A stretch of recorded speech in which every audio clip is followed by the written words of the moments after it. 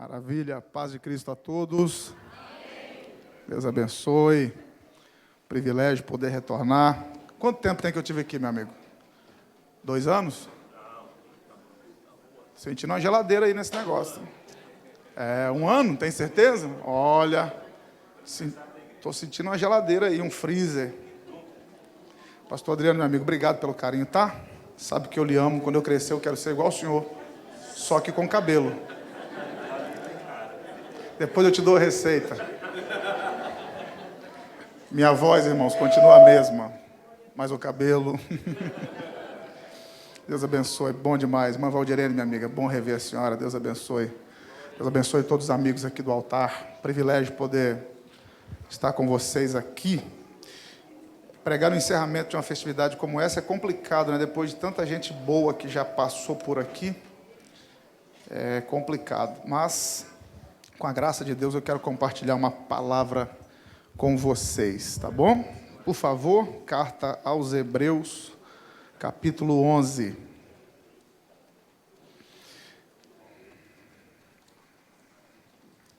Carta aos Hebreus, capítulo 11, Galeria dos Heróis da Fé.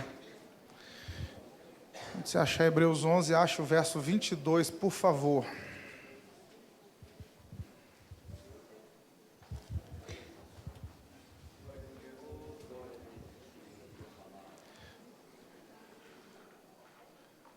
Hebreus 11 e 22, só esse versículo.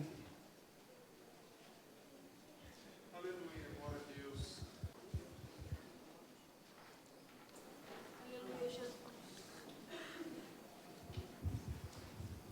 Perdoe meu atraso, irmãos. Eu estava ontem no interior de Goiás e meu voo foi muito cedo. Na verdade, o único voo que a gente conseguiu para chegar a tempo aqui.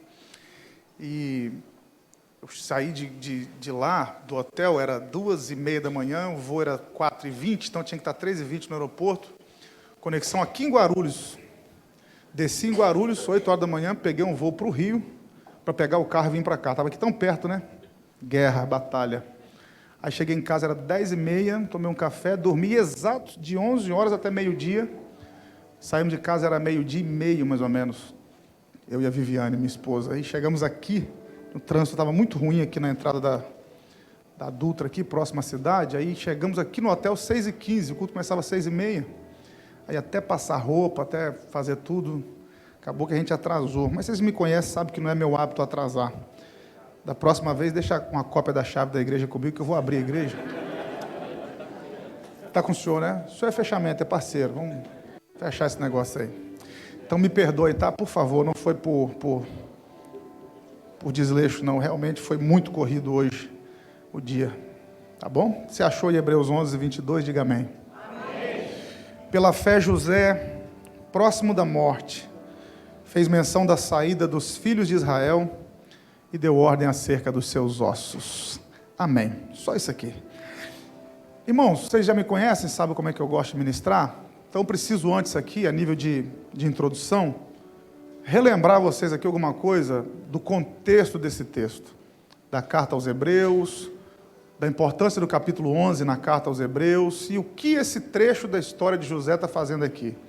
Qual a importância dessa menção de José? Esse José aqui é esse mesmo que você está pensando, é José o sonhador, né? Nós o intitulamos de o sonhador, aquele lá de Gênesis, a partir do 37. O que esse episódio da história de José está fazendo aqui? Qual a importância da carta aos Hebreus, do capítulo 11 dessa carta? Então, para começar, deixa eu só relembrar a vocês que nós não sabemos quem é o autor da carta aos Hebreus.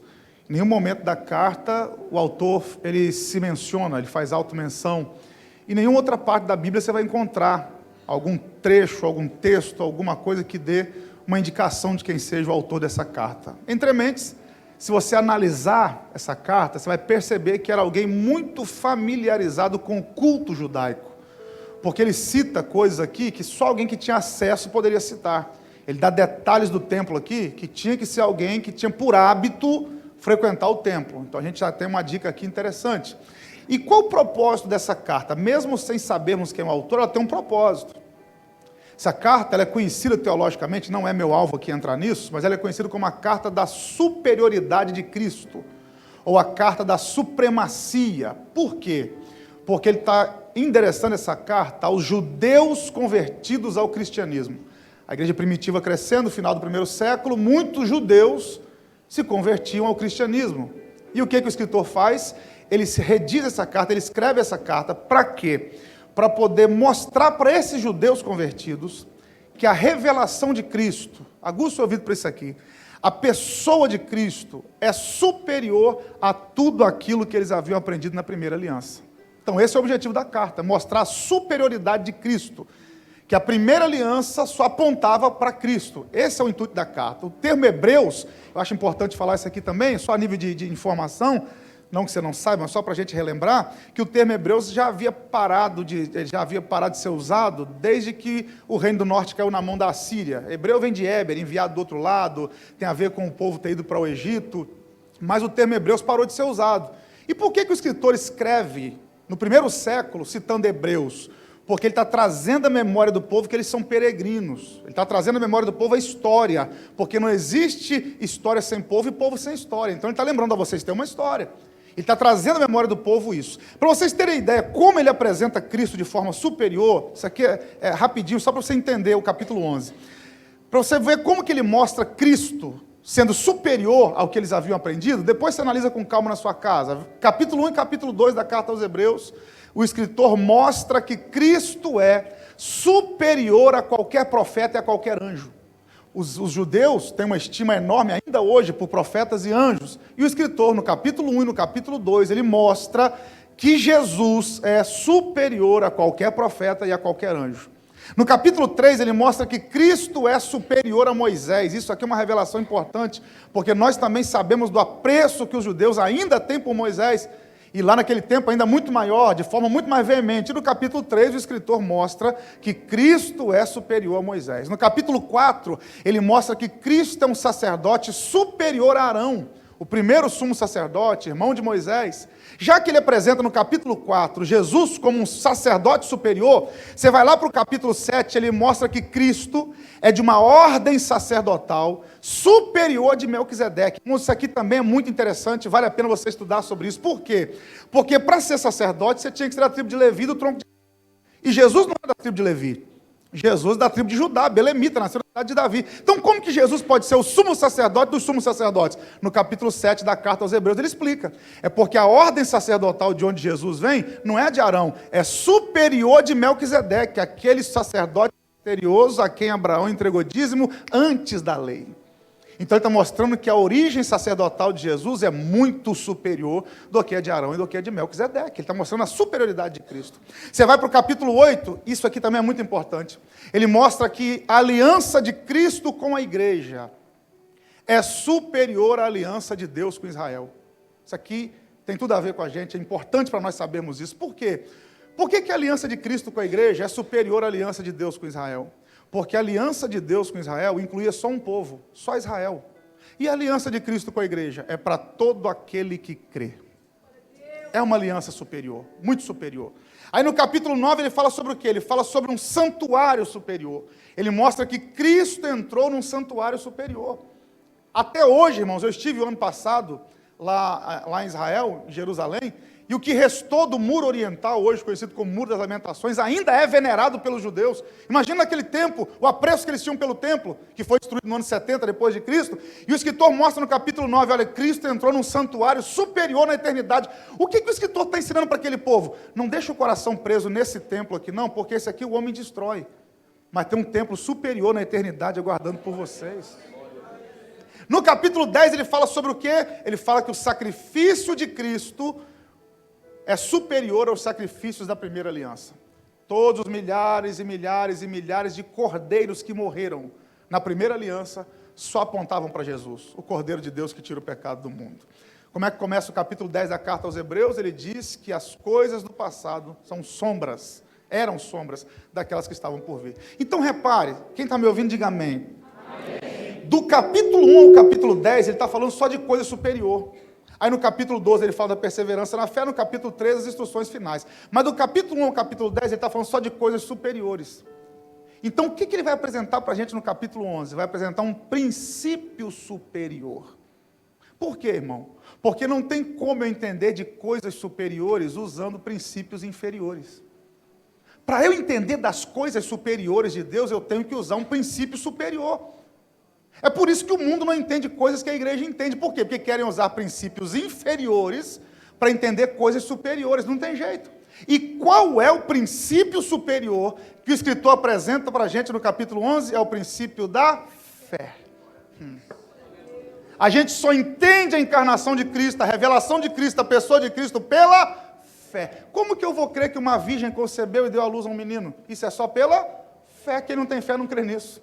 Como é que eu vou crer que um homem tomou sobre si as minhas dores, levou meus pecados sobre ele no Calvário? Isso é só, a gente só consegue compreender isso pela fé. Então, o princípio superior que a igreja tem e o mundo não tem é o princípio da fé. Então, o capítulo 11 é o capítulo da fé. E esse capítulo 11, o escritor, ele foi muito categórico. Você pode dividir esse capítulo 11 em duas partes, uma bem pequena e outra maior. Verso 1, 2 e 3, o que o escritor faz? Ele explica o que é fé.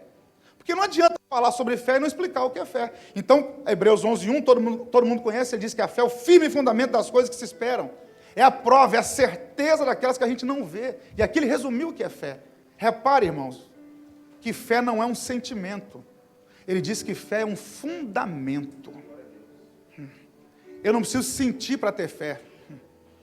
Eu não preciso ver para ter fé. Fé não é um sentimento, fé é um fundamento. Ou eu tenho ou eu não tenho.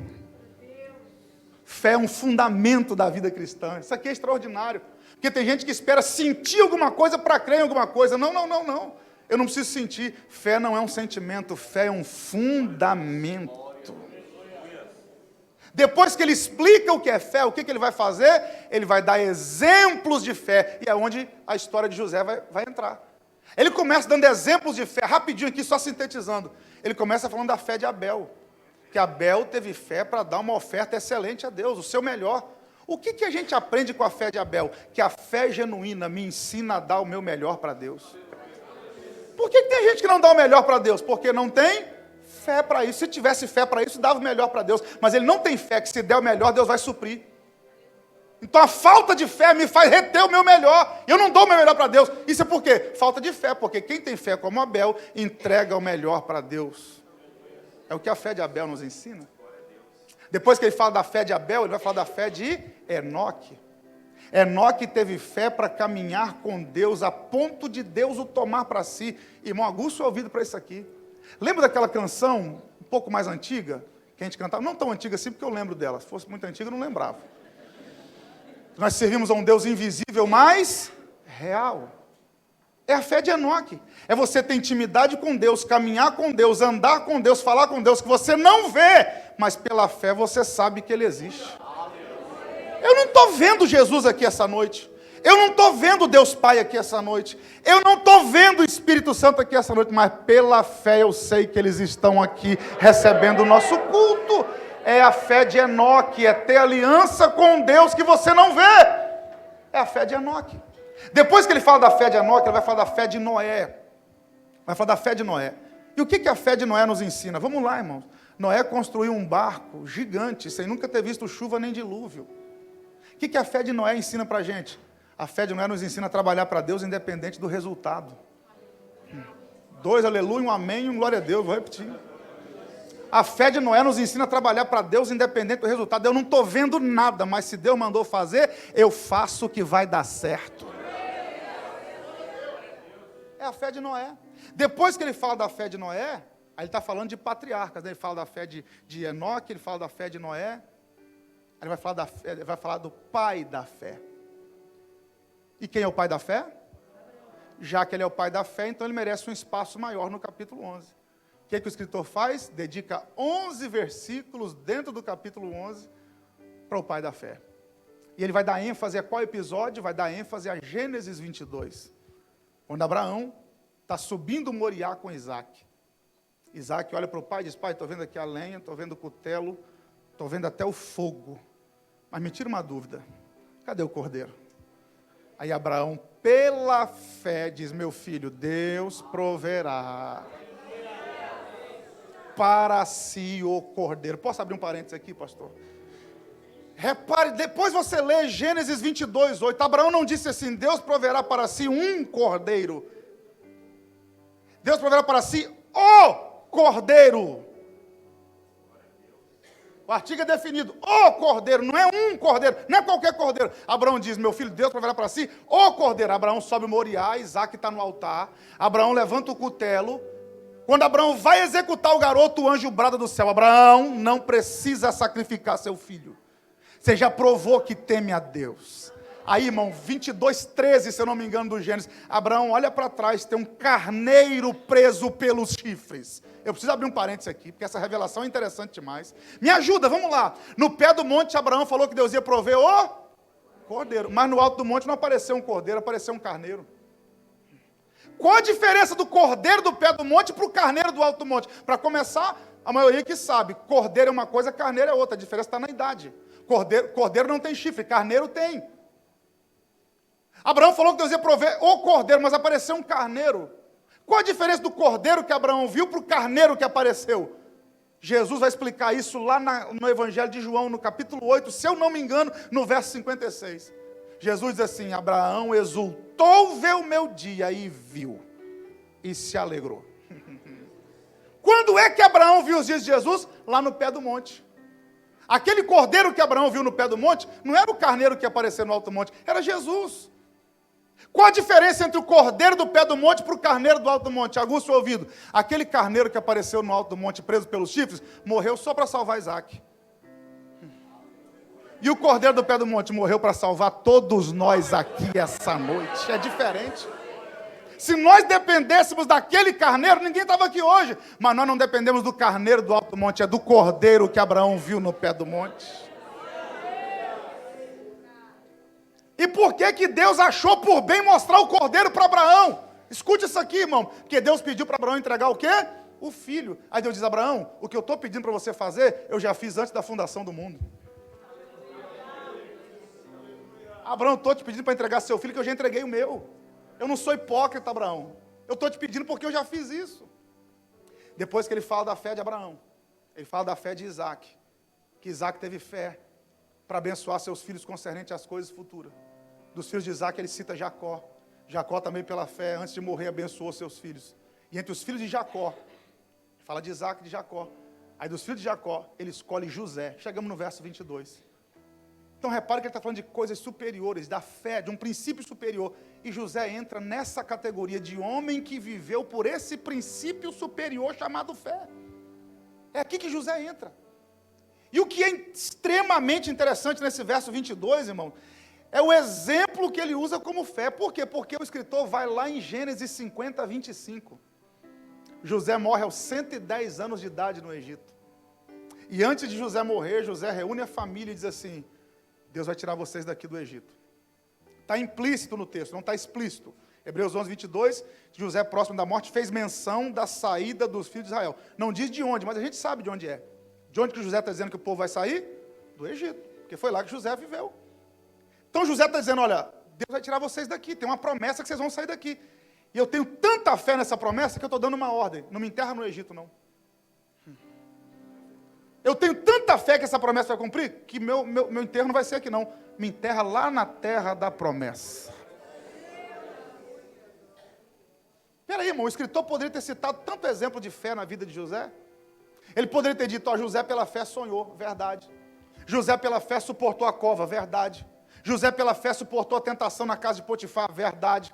José pela fé suportou o cativeiro por causa da mulher de Potifar, verdade. José pela fé interpretou o sonho do copeiro e do padeiro, verdade. José pela fé interpretou o sonho de Faraó, verdade. José pela fé soube administrar, verdade. Mas ele vai lá no final da vida de José. José pela fé fez menção da saída dos filhos de Israel. Espera aí, irmão, vamos pontuar isso aqui, porque a gente tem uma lição a aprender com a fé de José. Leia depois a história de José.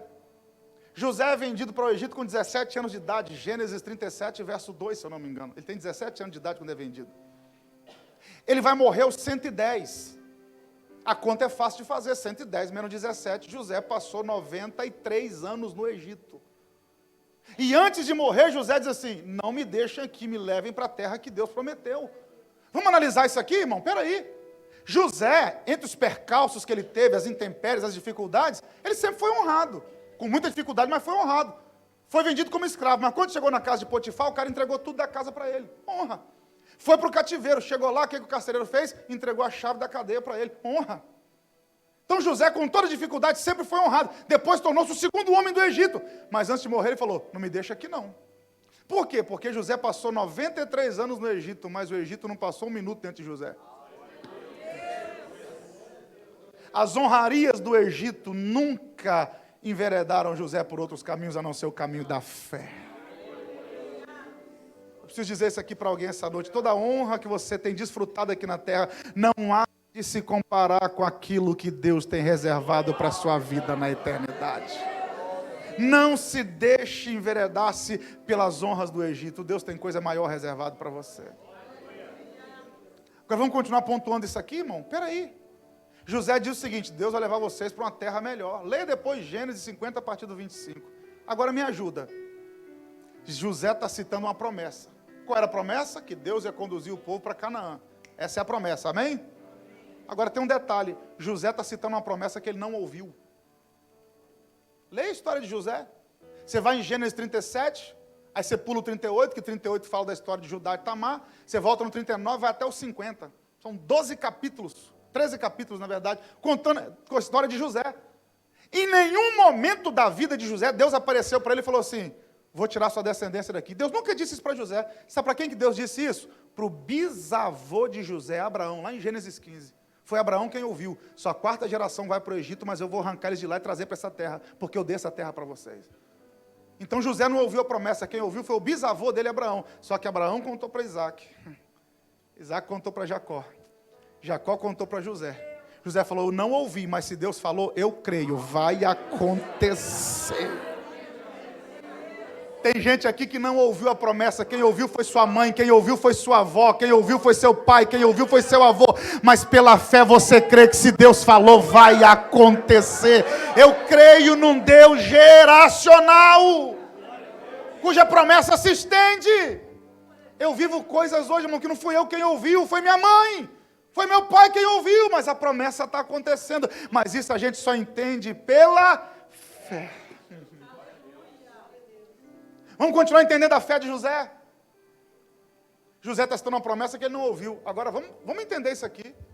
José está aguardando essa promessa. Ele ouviu a promessa, o avô dele contou a promessa, o bisavô dele, na verdade, conta para o avô conta para o pai. José sabe que tem uma promessa, ele aguarda essa promessa há 93 anos no Egito. Mas ela não acontece. Aí José vai morrer. Mas ele sabe que a promessa vai acontecer. Aí ele diz assim, então nem que seja nos ossos, eu vou desfrutar desse negócio. O que a fé de José está ensinando para a gente? Aguça o ouvido, irmão. Em outras palavras, estou aplicando o texto. José diz assim, já esperei 93 anos e vou continuar esperando nos ossos, mas vai acontecer. Então o que a fé de José ensina para a gente? Nos ensina a esperar. Então aguça o ouvido para isso aqui. Saber esperar também é sinal de fé. Por que é importante falar sobre isso aqui? Eu falei alguma coisa sobre isso das outras vezes que eu estive aqui, não me lembro quantas, mas eu já falei alguma coisa sobre o que eu vou falar aqui agora. Por que é importante falar sobre esperar? Porque a nossa geração é a geração da velocidade. Teve o GP de São Paulo agora de Fórmula 1, o menor pit stop da história da Fórmula 1, 1,8 segundos trocaram os pneus numa escuderia, não sei qual escuderia, porque eu não tenho acompanhado, 1,8 segundos trocaram os pneus do carro. Eu me lembro, NBR, eu me lembro de uns 20 anos atrás, eu ouvi um palestrante na empresa que eu trabalhava, e ele disse o seguinte, antigamente os carros de Fórmula 1, o cara parava, descia do carro, tomava um café, os mecânicos estão trocando o pneu. Há 20 anos atrás ele falou assim, hoje em dia já tem pit stop de 40 segundos. Ele falou, vai chegar um tempo que vão trocar pneu do carro andando. E está quase lá. Porque a nossa luta é contra o tempo, é tudo muito veloz, eu já falei sobre isso aqui. Somos a geração do micro-ondas, colocou lá, 30 segundos, apitou, pode tirar que está quente. É a geração do miojo, 3 minutos está pronto o veneno. Quer dizer, comida. Você entra com fome aqui, sai do lado de lá com fast food na mão. No drive-thru. É a geração do Waze, do GPS. É tudo muito rápido. A nossa luta é contra o tempo. Pastor, tem algum problema a gente querer acelerar? Não, o problema é a gente pegar esse princípio de velocidade e querer aplicar no reino de Deus. Como assim? Eu ouço hoje, se não acontecer amanhã eu desisto. Eu faço uma campanha aqui, se não der certo eu mudo de igreja, porque essa aqui está fraca. Por quê? Porque eu quero para ontem, eu quero para já, eu quero para agora. A nossa geração é a geração da velocidade, não aguenta mais esperar. Você quer ver? Os músicos aqui, a irmã que cantou, entende música, sabe o que eu vou dizer. Como é que eram as músicas antigamente? Vá ouvir Vitorino Silva. 1 minuto de introdução. Violino, violoncelo, instrumento de sopro. 1 minuto de introdução. Lindo. As músicas hoje, 2 acordes e o cantor entra cantando. Plum! Por quê? Porque são muito grandes a introdução, o povo não ouve. Não, está demorando muito, tem que acelerar, vamos mais rápido. Por que minhas mensagens não passam de 100 mil exibições no YouTube? Porque eu prego 1h30, 1h40, igual eu vou falar hoje aqui. E o povo quer mensagem de 5 minutos. Você é o centro de Jesus, amém. É isso que eu quero ouvir, vamos lá, vamos embora. É assim que o povo quer, é tudo muito rápido. É tudo muito veloz, é o que o povo quer. Aí vem José e diz assim, já esperei 93 anos. E vou continuar esperando nos ossos. Mas eu creio que vai acontecer. Saber esperar também é sinal de fé, irmão. Aprenda a esperar. Nem tudo vai acontecer no seu tempo, nem do seu jeito. Aprenda a esperar. Esse é o problema, a gente não consegue esperar as coisas, a gente quer tudo muito rápido. Eu me lembro de uma frase de um escritor francês, não é cristão, camarada, mas é muito inteligente, Jules Renard, já faleceu do século XIX. Certa feita, Jules Renard deixou escrito na contracapa do diário dele: se algum dia alguém construísse a casa da felicidade, seu maior cômodo seria a sala de espera. O que Jules Renard está dizendo para a gente? Quer ser feliz? Aprenda a esperar. Não vou dar de Augusto Cury aqui, irmão, porque eu não sou psiquiatra, não sou psicólogo, não sou psicanalista, não sou psicopata, não sou psique nenhum. Nada contra, queria muito ser, não, tem menos psicopata, né? Mas queria ser psicólogo, psiquiatra, alguma coisa dessa aí, algum psique desse aí eu queria ser, mas não sou. Mas eu concordo com o doutor Augusto Cury, que eu tive o privilégio de ouvi-lo há poucos dias atrás, pessoalmente. Ansiedade pode te matar, irmão. É gente enchendo a cara de ansiolítico sem prescrição médica, porque não aprendeu a esperar. Saber esperar também é sinal de fé. Quem tem fé espera, quem tem fé aguenta firme. Quem tem fé sabe que não é no tempo dele.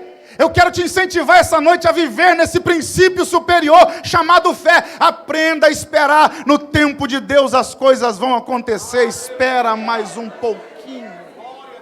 Você quer um exemplo? Tem gente aqui esperando há 10 anos, há 15 anos, há 20 anos, há 25 anos. E você pergunta, por que não desiste? Porque eu tenho fé que uma hora Deus vai fazer. Deus vai cumprir. Então espera. Aprenda com José. Nem que seja nos ossos, vai acontecer. Nem que seja nos ossos, vai acontecer. Eu quero falar um pouquinho aqui sobre ossos. Por quê? Porque quem sabe haja alguém me ouvindo aqui essa noite, de domingo, cuja esperança, a vida espiritual, a vida familiar, a vida ministerial, vida conjugal, não sei que área, está igual José. Chegou nos ossos. O que os ossos de José representam, tanto aqui nessa mensagem, quanto a nossa vida? Que lições nós podemos extrair dos ossos? Vou fazer aqui uma analogia, colocar 2 assuntos juntos para a gente extrair lições. O que os ossos de José podem ensinar para a gente? Então vamos lá, vamos começar a lembrar alguma coisa sobre ossos aqui. Para começar, a regra básica de anatomia, todo mundo sabe. O corpo humano adulto é formado por 206 ossos. Falar de ossos é falar de quê? De estrutura. Eu só estou de pé aqui, caminhando de um lado para o outro, eu só seguro esse microfone, eu só consigo levantar um peso, só consigo fazer movimento, porque debaixo dessa capa de gordura visceral, que está secando, tem uma estrutura óssea que me permite ficar de pé. Então, ossos falam de estrutura. Só que os ossos têm uma representatividade muito maior do que essa. Por quê? Porque os ossos representam a última instância do ser humano na Terra. A última instância, irmão, cremação não é regra, é exceção. A lógica é voltar para os ossos. Então, escute isso aqui. A pessoa mais rica que você conhece, mais inteligente, mais influente, a mais bonita, a mais cheia de Deus, a mais cheia de unção, a que tem mais talento, se Jesus não voltar e essa pessoa morrer, pode fazer a exumação do corpo entre 1 e 2 anos.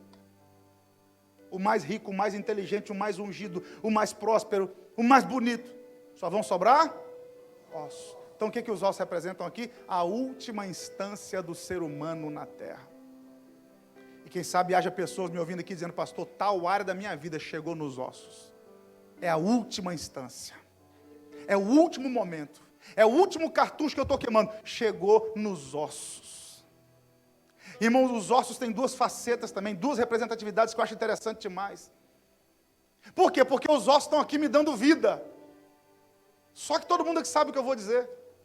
Depois do fenecimento do meu corpo, depois que meus órgãos pararem, e eu espero que isso demore muito a acontecer, mas depois do fenecimento do meu corpo biológico, esses mesmos ossos que estão aqui representando vida, eles mudam o sentido. Passa a representar morte. Você quer um exemplo? Você vai entrar num ambiente que é perigoso. Alguém quer mostrar para você que você corre risco de vida entrando naquele ambiente. Alguém coloca uma placa, e coloca o que na placa? Caveira, ou seja, ossos. Representa morte. Não é da sua época, você viu em filme, você viu em seriado, alguma coisa, navio pirata. Espero que não seja da sua época, né? Alguém com 300 anos aqui vai ser... Qual o sinal de morte que eles usavam nas suas bandeiras? Caveira. Porque os mesmos ossos que estão aqui me dando vida, depois do meu fenecimento, passam a representar morte. Então, o que é alguma área da minha vida chegar nos ossos, aplicando o que eu acabei de falar? É você dar uma ajeitada no retrovisor da vida e olhar para trás e dizer assim, um dia já foi, um dia já teve, um dia eu já vivi, hoje não tenho, não faço, não vivo. Por quê? Porque aquilo que era vida agora representa a morte. Aquilo que teve agora não tem mais. Áreas da vida que chegaram nos ossos. Repetindo o que eu disse aqui há poucos minutos atrás, talvez a área familiar, área ministerial, talvez a vida conjugal, alguma área da sua vida chegou nos ossos. É a última instância, você entrou aqui como José, nem que seja nos ossos vai acontecer alguma coisa. Nem que seja nos ossos Deus vai fazer alguma coisa. Eu creio que a promessa vai cumprir, ainda que seja nos ossos. Irmão, vim aqui com uma palavra muito simples, mas ela é profética. Não sei qual área da sua vida pode ter chegado nos ossos, mas eu tenho uma notícia para te dar. Qual é? Servimos um Deus tão grande, tão poderoso, tão extraordinário, tão maravilhoso, que ainda tem projeto até para aquilo que já chegou nos ossos. Eu sinto graça de Deus aqui enquanto eu falo isso, eu vou repetir. Servimos a um Deus que ainda tem projetos até para aquilo que chegou nos ossos. Irmão, você não tem ideia do que Deus pode fazer com os ossos que sobraram. Vamos olhar para a vida de José para a gente entender? José morre. 400 anos depois de José, arredondando números, é claro. Deus levanta Moisés, 10 pragas para libertar o povo do Egito. Até a 9ª praga, o coração de Faraó está endurecido. 10ª praga, Faraó não aguenta. Os primogênitos começam a morrer. Sangue do cordeiro no umbral da porta. Casa que tem o sangue, o primogênito não morre. Casa que não tem o sangue, o primogênito morre. Ouviu-se um clamor no Egito, era uma sexta-feira, meia-noite. Os egípcios começam a chorar, a se lamentar, a se lamuriar. Então viram para os hebreus e dizem assim, vão embora da nossa terra, não queremos vocês aqui. Essa matança tem que parar. E aí os hebreus começam a sair do Egito, 600 mil homens, fora mulheres e crianças. 2,5 milhões de pessoas aproximadamente, ou 3 milhões de pessoas aproximadamente. Depois de 400 anos de servidão, está saindo 3 milhões de hebreus, uma caravana forte, impoluta, marchando, triunfante. Êxodo capítulo 13, a caravana está saindo. Quando a caravana está saindo, Moisés para tudo. Diz assim, está faltando um negócio. Tá não, Moisés, está tudo aqui, está faltando um negócio, a gente só sai daqui com isso. Eu estou aplicando o texto, tá, irmão? Não está escrito exatamente assim, não. Moisés, está tudo aqui. As crianças estão aqui, os idosos estão aqui, tem até tesouro. Os egípcios estão dando tesouro para a gente ir embora. Moisés, está tudo aqui. Moisés diz, está faltando um negócio, eu só saio daqui com isso. Está faltando o quê, Moisés? Vou ler para vocês. Êxodo capítulo 13, verso 19. Também levou Moisés consigo os ossos de José. Porque José tinha feito eles jurarem que levariam os ossos. Moisés sabia, tem uma ordem, e ordem não é para ser discutida, a ordem é para ser cumprida. Alguém vai lá e pega os ossos de José. Alguém correu lá, pegou a caixa ossuária de José, e levaram a caixa ossuária de José junto com a caravana. Agora me ajuda, vamos lá. Israel passa 40 anos no deserto. Milagre todo dia, não é? É ou não é? Milagre todo dia. E os ossos de José? No meio. Coluna de nuvem de dia, ossos de José de baixo. Coluna de fogo à noite, ossos de José de baixo. Mar vermelho abrindo, ossos de José atravessando. Mar vermelho fechando, ossos de José do outro lado. Água saindo da rocha, ossos de José no pé da rocha. Maná descendo do céu, ossos de José como testemunha. Amaleque perdendo a guerra, ossos de José no meio da guerra. Água ruim virando água potável, ossos de José na beira do rio. Peraí, codornize descendo como alimento, ossos de José como testemunha. Moisés morre, Josué assume, tem que atravessar o Jordão, ossos de José atravessando o Jordão, tem que rodear Jericó para a muralha cair. Ossos de José rodeando a muralha para ela cair. Pastor, mas já chegou no osso. O Deus que a gente serve abre mar para os ossos passarem, manda provisão para os ossos, manda coluna para guiar os ossos. Quem crê que essa noite é profética? Vou liberar uma palavra sobre a sua vida. Vai ter milagre até para os ossos que sobraram. Se o diabo pensou que porque havia chegado nos ossos, alguma área da sua vida, Deus te trouxe aqui para dizer, ainda tem milagre para acontecer nesses ossos. Ainda tem mar para abrir para esses ossos passarem. Deus ainda pode fazer milagre nos ossos que sobraram. Além de Deus fazer milagre nos ossos, aguça o ouvido para isso aqui, Deus também cumpre promessa nos ossos. Opa, 2 aleluia e 1 amém, vou repetir. Deus, além de fazer milagre nos ossos, ou para os ossos, Deus cumpre promessa nos ossos. Josué assume a liderança, né?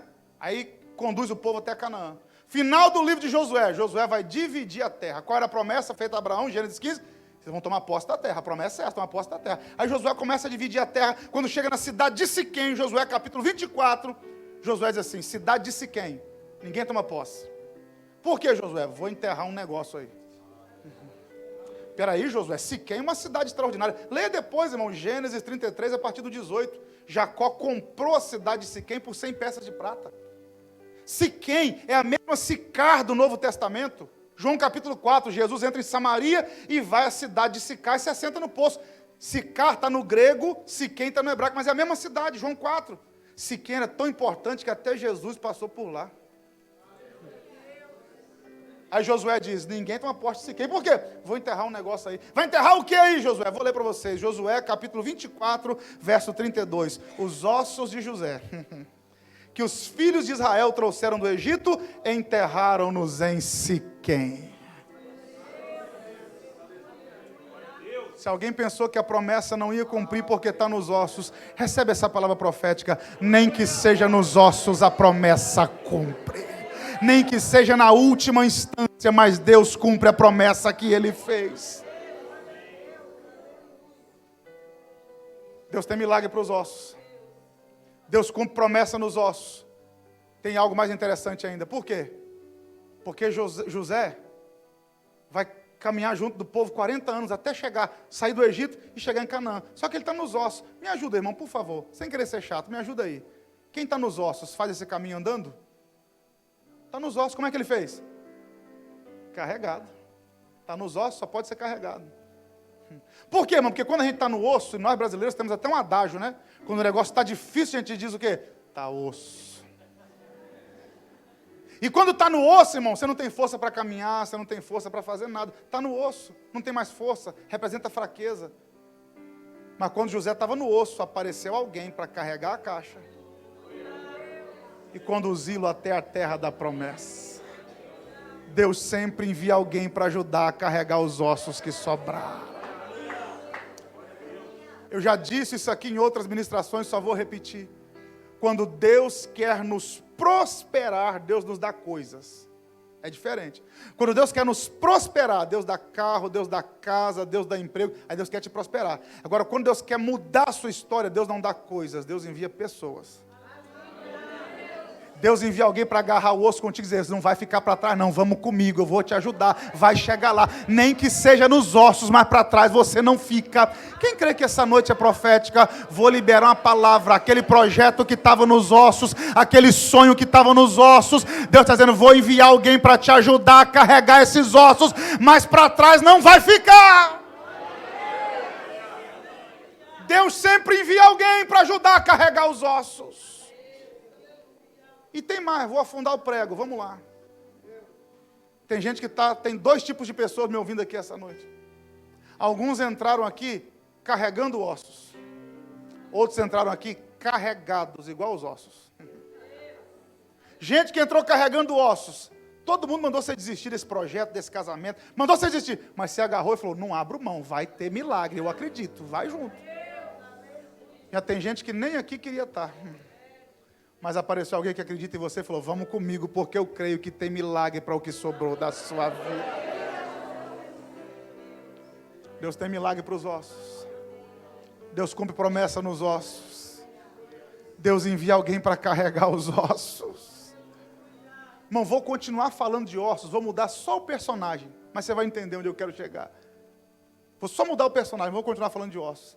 Além de Deus ter milagre para os ossos, de Deus cumprir promessa nos ossos, de Deus enviar alguém para carregar os ossos, aguça o seu ouvido. Deus também guarda os ossos que estão debaixo de promessa.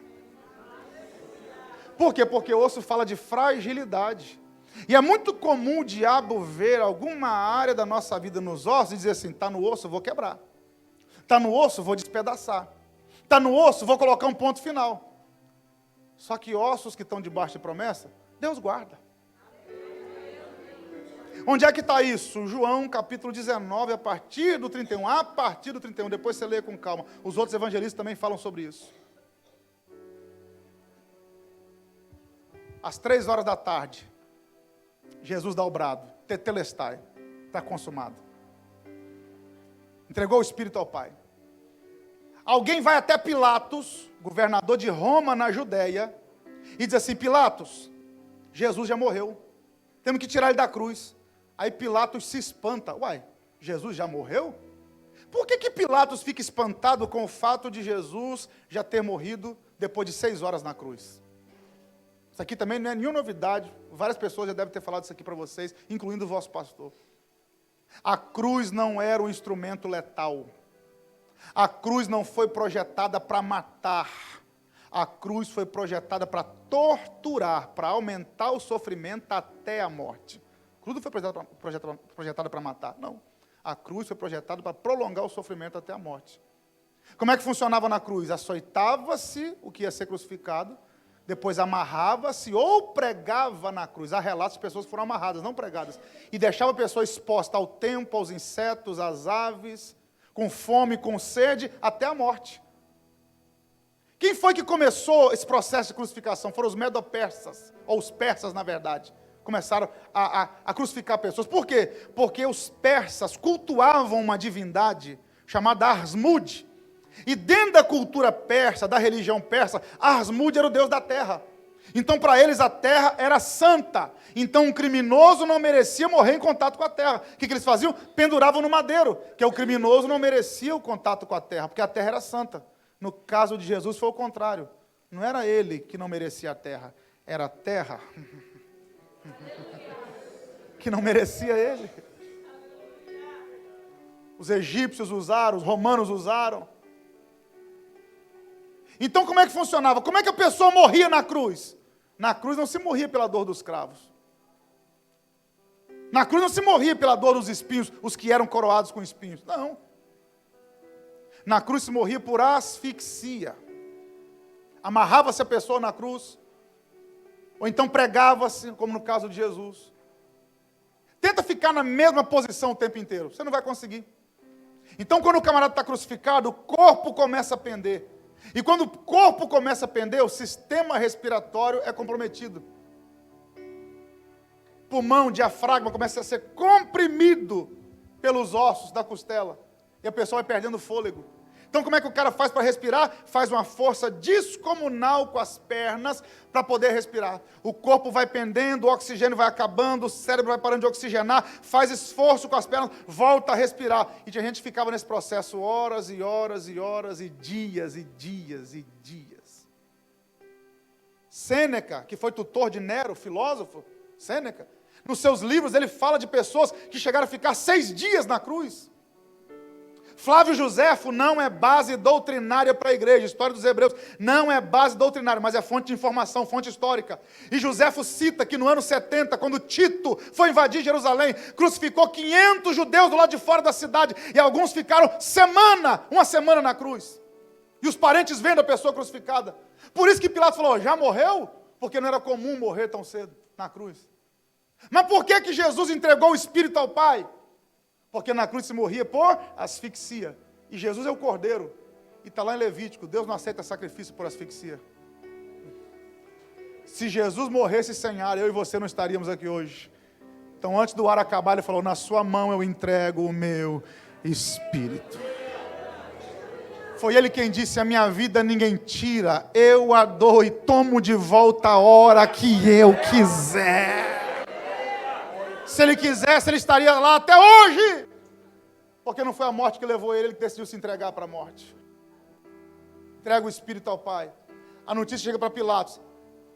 Embora aquela região, Judéia, Pérea, Galiléia, Samaria, fosse tudo província do Império Romano, Roma respeitava as festas religiosas dos judeus, até para evitar uma insurreição, até para evitar uma rebelião, respeitava-se as festas religiosas. Era sexta-feira, depois do pôr do sol, sábado, e ainda era Páscoa.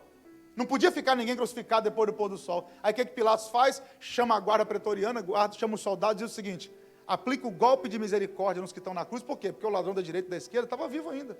Aí Pilatos diz: aplica o golpe de misericórdia e tira eles da cruz. Roma tinha um golpe de misericórdia para quem estava crucificado. Lembrando, quem está crucificado morre por falta de ar. Então Roma tinha um processo para acelerar a morte. Como?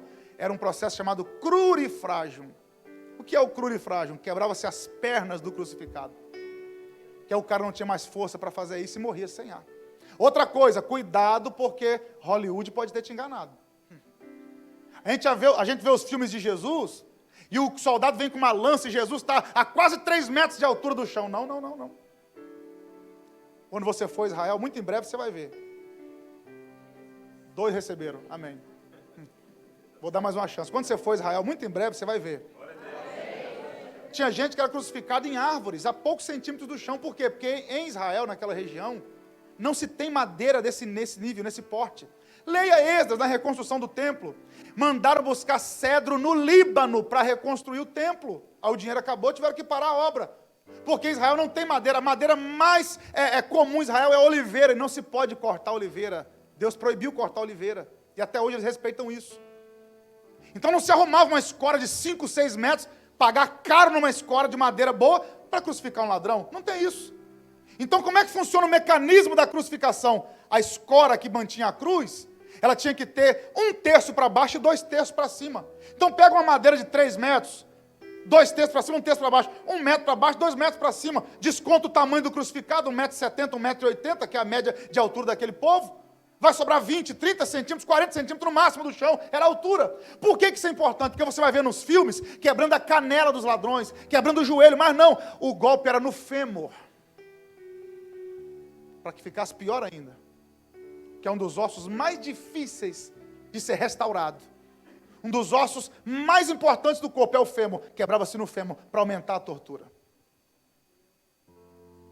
Jesus está na cruz do meio. O soldado vem aplicar o golpe. Do lado que o soldado viesse, Jesus era o segundo a ter a perna quebrada, porque ele estava no meio. Então se o cara viesse da direita para a esquerda, esquerda para a direita, não importa, ele era o segundo a ter a perna quebrada. O soldado está ali para obedecer ordens. Ele não sabe se Jesus está só desmaiado, se a notícia que levaram para Pilatos é uma notícia falsa, era um fake news. Ele tem que quebrar as pernas de quem está na cruz. Mas por alguma razão, ele quebra as pernas de um, pula a vez de Jesus e quebra a perna do outro.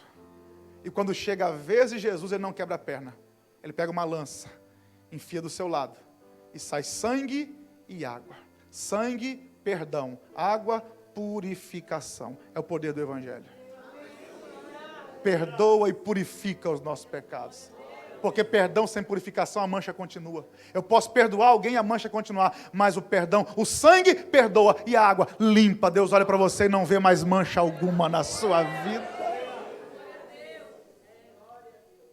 Agora, por que quando o soldado veio, ele não quebrou o fêmur de Jesus ou qualquer outro osso da perna de Jesus? Porque 1000 anos antes de Jesus, Salmo 34, Salmo messiânico, lá no verso 20, Deus tomou a boca do salmista e disse o seguinte: Deus lhe preservará todos os ossos, nenhum deles sequer será quebrado. Oh, eu sinto a presença de Deus nessa palavra. Quando o soldado veio para quebrar os ossos, no mundo espiritual tinha uma promessa: não toca nesses ossos, eles estão guardados. Talvez o diabo viu ossos da sua vida e falou: agora vou quebrar, agora vou despedaçar. Ei, tem uma palavra para você, qual é? 1000 cairão ao teu lado, 10.000 à tua direita, você não vai ser atingido. Recebe essa palavra aí. Deus está guardando os ossos que sobraram da sua vida. O diabo não vai tocar nesses ossos. Deus está guardando o que sobrou, aleluia. Gente que está me ouvindo aqui, pastor, que estava sendo ameaçado veementemente pelo inferno e pelo diabo, dizendo: vou acabar, vou destruir o que restou da sua vida. E Deus está dizendo: esses ossos estão debaixo de promessa, não vai tocar, não vai tocar. Deixa eu ver quem está comigo nessa palavra. Deixa eu ver quem crê que Deus guarda os ossos que estão debaixo de promessa.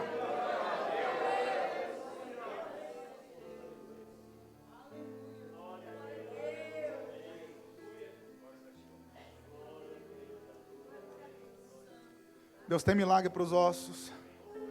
Deus cumpre promessa nos ossos. Deus envia alguém para carregar os ossos. Deus guarda os ossos que estão debaixo de promessa. Penúltima coisa, Deus também usa o que já chegou nos ossos. Opa, um aleluia, Deus na direita, vou repetir. Deus também usa o que já chegou nos ossos. Onde é que está isso? 2 Reis, capítulo 13, a partir do verso 21. Eliseu, substituto de Elias. Profeta da porção dobrada. 2 Reis, capítulo 13, verso 14. Eliseu morreu de uma enfermidade, idoso já, mais de 80 anos de idade. Por alguma razão, um ano depois, a sepultura está aberta e os ossos estão expostos. Estão levando um camarada para ser enterrado. Tropas inimigas começam a entrar nos termos de Israel. Quando os caras que estão levando o defunto veem o inimigo entrando, diz: não vai dar tempo de enterrar. Faz o seguinte, joga em qualquer cova que tiver aberta. Pegaram o defunto e jogaram. Quando jogaram, era a sepultura de Eliseu. Quando o defunto tocou nos ossos, ressuscitou. Na hora. Que negócio é esse de osso ressuscitar defunto? É aquele dia que você fala assim: hoje eu não tenho nem para mim. Deus diz: agora que eu vou te usar para abençoar a gente. Estou precisando ouvir, vai falar. Estou precisando de abraço, vai abraçar. Estou precisando ser abençoado, vai abençoar. Mas eu estou sem força, eu cheguei no osso. Meu poder se aperfeiçoa na sua fraqueza. É para mostrar que o segredo não é você, é quem te usa. Talvez você mesmo já havia pensado que não tinha mais jeito. E Deus está dizendo: eu posso usar os ossos que sobraram da sua vida, do seu ministério. Eu preciso confessar isso aqui aos amados. Esse texto já me tirou o sono. Como que um cara do naipe de Eliseu fica com a sepultura aberta? Eu fui orar. Eu disse: Senhor, se um cara igual Eliseu, profeta da porção dobrada, os ossos ficaram expostos, vou fazer o que com meus ossos? Vou jogar para o cachorro comer. Eliseu ficou com os ossos expostos. Como é que pode? Aí eu fui orar: Senhor, me ajuda a entender. Aí, irmão, o Espírito Santo veio.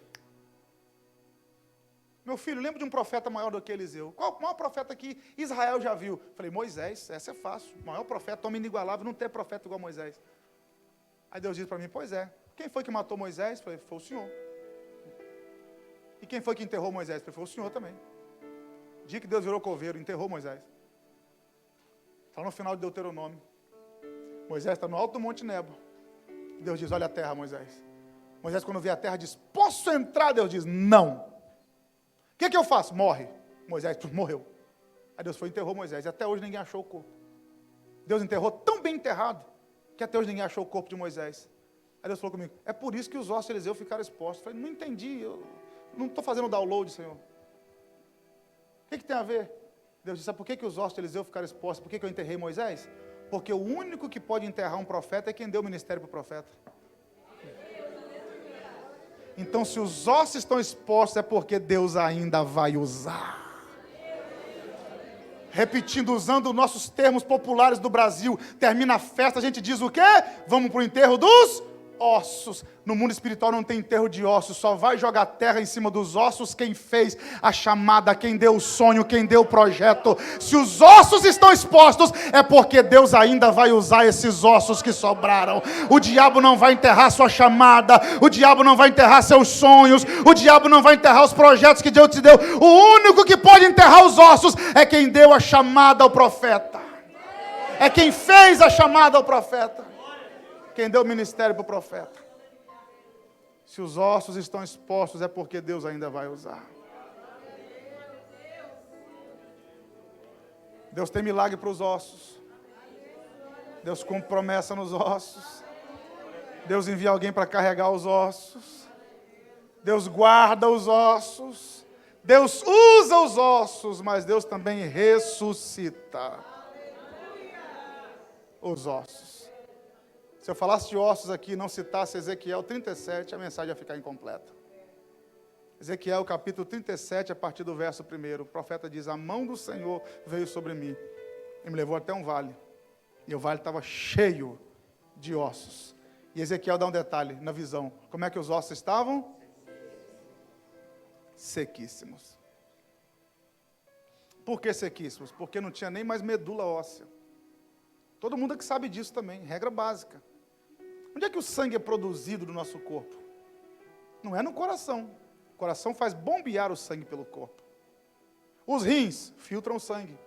Pulmão oxigena o sangue. Onde é que o sangue é produzido no nosso corpo? Na medula óssea.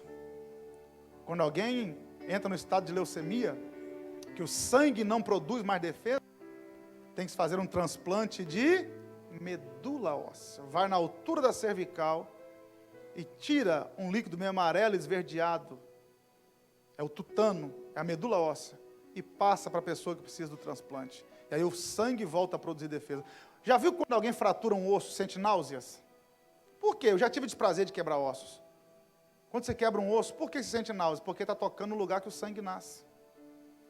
É por isso que não quebraram os ossos de Jesus. Por quê? Porque se quebra o osso, compromete o sangue. Eu e você não estaríamos aqui hoje.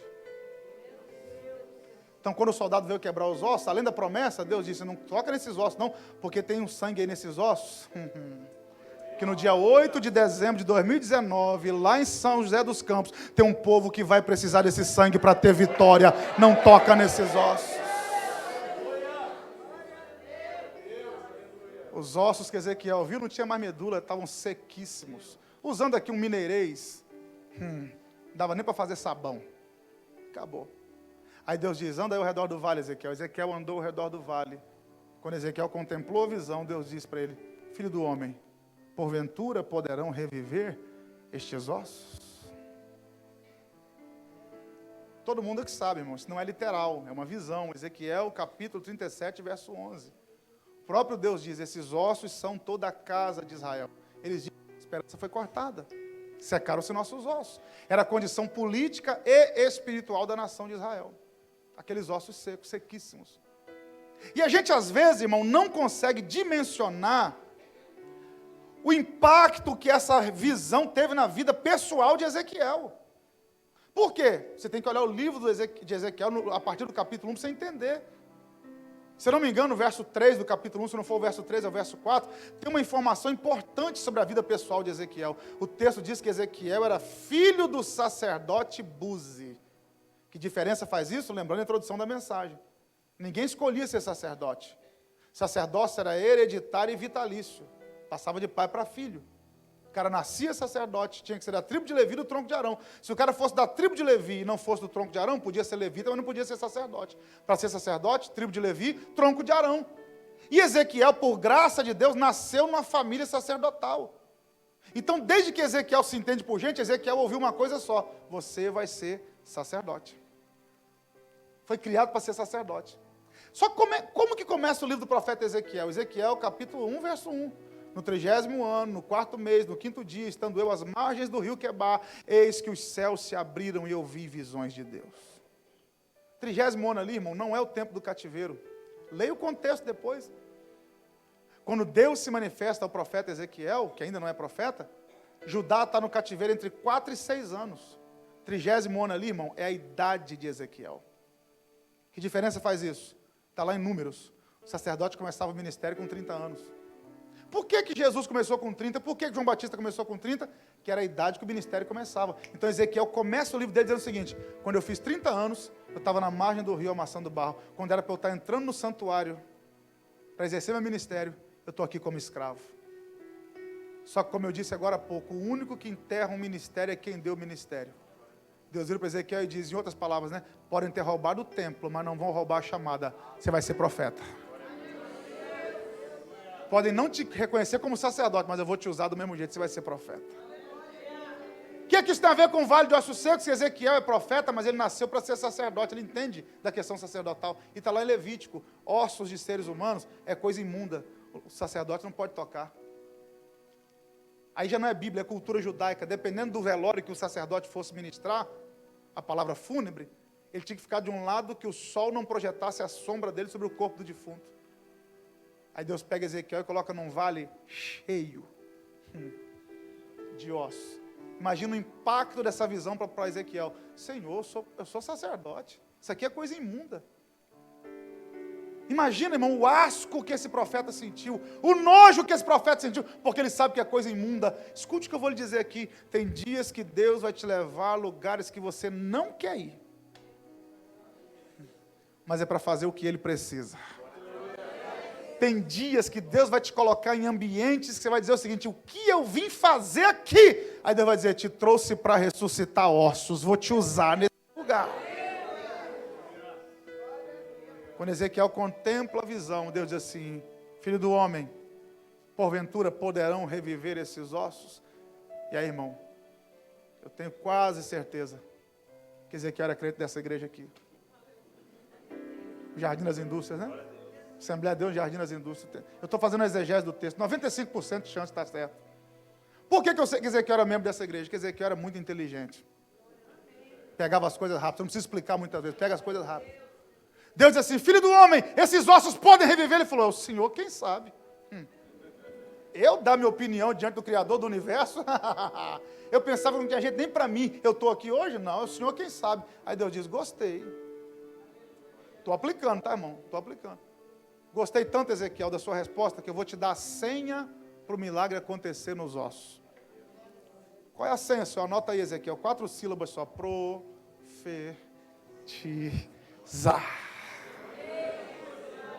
Mas já chegou nos ossos, profetiza assim mesmo. Mas já bateram o martelo, profetiza assim mesmo. Mas já publicaram nas redes sociais, profetiza assim mesmo. Mas o diagnóstico já está aqui na mão, profetiza assim mesmo.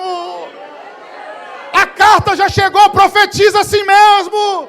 O telefone já tocou, profetiza assim mesmo.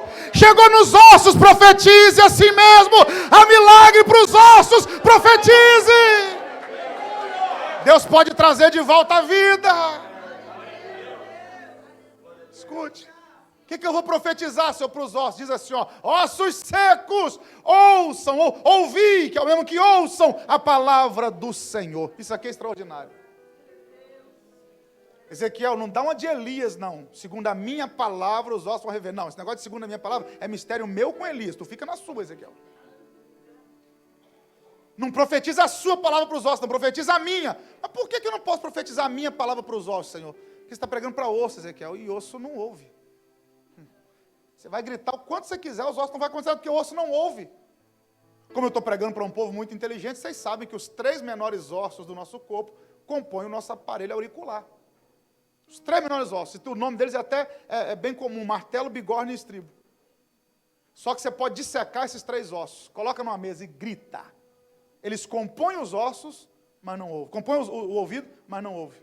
Porque o osso não ouve. Então tem milagre que não acontece, porque a gente está gritando com a nossa voz, com a nossa palavra. E o osso não obedece à minha palavra. Mas tem uma palavra que até os ossos têm que obedecer. Que palavra é essa? Hebreus 4:12. Porque esta palavra é mais penetrante que espada de 2 gumes. Olha o texto: penetra até a divisão da alma e do espírito. Parte B, vai entre juntas e medulas. Ali é medula óssea mesmo. Sabe o que o escritor aos Hebreus está dizendo? A palavra vai no tutano. É por isso que um dia Jeremias falou assim: eu vou parar de pregar, esse povo não me ouve, esse povo não quer saber, Senhor, eu vou parar de pregar. Mas quando eu penso em parar, eu não consigo. Por quê? Porque a tua palavra vem e queima nos meus ossos. A tua palavra queima nos meus ossos. Por que a palavra vai no tutano? Porque é lá que o sangue nasce, irmão. É lá que a vida volta. Entenda isso aqui. Quando Jesus chegou no túmulo de Lázaro e disse: Lázaro, vem para fora. A palavra não entrou só no ouvido de Lázaro, não. Foi lá no tutano. O sangue voltou a produzir defesa. O sangue voltou a circular. E Lázaro saiu caminhando. Por quê? Porque a palavra vai onde a vida nasce. A palavra vai no tutano e traz de volta a vida. Ezequiel profetiza. Ezequiel então profetiza no vale, e ele diz assim: veio um vento dos 4 cantos. Ô, irmão, isso aqui é extraordinário. Quem sabe um dia eu volto só para falar de Ezequiel 37. O vento normalmente sopra de um canto só, mas quando Deus age, ele sopra dos 4. Por quê? Porque para o lado que você for, ele te pega. Tem como você fugir. O lado que você for, o vento do Espírito te pega. Aí Ezequiel diz, aí eu ouvi um ruído. E cada osso começou a se juntar ao seu osso. Peraí, irmão. Cada esqueleto humano, 206 ossos. Multiplica por milhares no vale, milhões no vale. Junta tudo. Você quer ter um nível, uma dimensão do nível da dificuldade disso aqui? Terminar o culto aqui, que o culto aqui acaba cedo, graças a Deus. Tirando o pregador. Passa no mercado ali, compra 4 quebra-cabeças, 200 peças cada uma. Com imagem diferente. Mistura tudo. Agora monta. Vai ver a dificuldade. Agora imagina cada esqueleto 206 ossos. Multiplica por milhões no vale. Mas quando Ezequiel disse, ossos secos, ouçam a palavra do Senhor. Cada osso começou a juntar no seu osso. Tem uma palavra para alguém aqui que eu não sei quem é, mas Deus sabe onde está cada peça do quebra-cabeça da sua vida. E Deus pode colocar tudo no lugar de novo. Cada osso se juntou ao seu osso. Ezequiel diz, e vieram nervos, tendões. Qual a importância dos tendões nos ossos? Quem já sofreu rompimento de tendão aqui sabe o que eu vou dizer, rompimento de ligamento. Os ossos precisam de tendões para quê? Para ficarem unidos. Ossos sem tendões se separam de novo. Então Deus, além de trazer cada osso para o seu osso, juntou, uniu, colocou tendão. Não vai separar de novo. Aí Ezequiel diz, começou a crescer carne sobre aqueles ossos. Carne aqui é músculo. Aquilo que estava só nos ossos começa a ganhar força. Gente que entrou aqui nos ossos vai sair fortificada em nome de Jesus de Nazaré. Começou a vir pele, o único órgão do corpo humano que regenera. Isso fala de quê? De voltar a ter a imagem que tinha antes, que estava no osso, ficou deformado. Quando a pele volta, a imagem volta como era antes. É Deus dizendo, vai voltar a ser como era antes. Aí o Espírito vem, tem 2 Espíritos em Ezequiel 37. Tem um Espírito com letra minúscula, que é o fôlego de vida. E tem um Espírito com letra maiúscula, que é o Espírito de Deus. O primeiro Espírito que vem, coloca aquele exército de pé. Aí Deus diz, agora profetiza o meu Espírito, Ezequiel. Para a gente orar agora, sabe o que é interessante? O início da visão. Deus diz assim, Ezequiel, desses ossos eu vou suscitar um grande, me ajuda aí, um grande exército. Por que Deus disse que vai levantar um exército daqueles ossos? Vamos lá, irmão. Isso aqui é a última coisa para a gente poder orar. É muito comum, e não é por maldade, é por, às vezes, por falta de um pouquinho de pesquisar um pouquinho mais. Tem gente que pensa que o vale de Ossos Secos era um cemitério. Não era. Nessa região do Oriente, cemitério não fica em vales. Cemitério fica em lugares arborizados, jardins. Não se enterra lá como nós enterramos aqui. Vamos lá? João capítulo 11. Jesus chega e manda remover a pedra do túmulo de Lázaro. Que negócio é de ter pedra no túmulo de Lázaro? João capítulo 20. As Marias chegam no sepulcro de Jesus no domingo pela manhã. Elas dizem que a pedra havia sido removida. Que negócio é esse? Porque lá se enterra em cavernas. 6, 7 pessoas da mesma família e colocam uma pedra pesadíssima na frente, sela essa pedra com cimento. Por quê? Muito animal carnívoro. Se enterrar alguém no chão, os animais vão lá, raposas, lobos, chacais, desenterra o defunto e come a carne. Quando não tinha opção, sabe o que fazia? Misturava pedra e espinho na terra, para esses animais não remoerem os corpos. Vale na Bíblia não é cemitério. Vale na Bíblia é lugar de batalha, lugar de guerra. 1 Samuel 17, Davi e Golias, vale de Elá. Última batalha da igreja, vale do Armagedon. Josafá, vale de Beraca. Davi, falando das muitas provações que ele enfrentou, ele diz, ainda que eu ande pelo vale da sombra e da morte. Vale lugar de batalha. Por isso que Deus disse que vai levantar um exército naquele vale. Por quê? Porque Deus mostrou para Ezequiel um campo de guerra, um povo que foi para a guerra e perdeu. E não sobrou ninguém nem para enterrar os ossos. Por isso que Deus diz, vou suscitar desses ossos um grande exército. O que Deus está dizendo? Eles vão voltar para o combate. eles vão lutar de novo. Se alguém pensou que eles iriam terminar assim, não, vão voltar à vida, vão lutar de novo. Pastor, qual o interesse que Deus tem em ressuscitar os ossos da minha vida? Para você voltar para o combate. Para você voltar para o combate, para você voltar a lutar, para você não desistir agora, para você não recuar. Por quê? Porque ainda tem muita coisa de Deus para acontecer na sua vida. Ainda tem muita coisa para acontecer nesses ossos. E aqueles ossos voltam à vida para voltar para o combate. É o que Deus está dizendo. O meu povo vai voltar para o cenário de luta. Eles não vão desistir agora. Eu vou orar com você agora e devolvo o microfone. Fica de pé, por favor.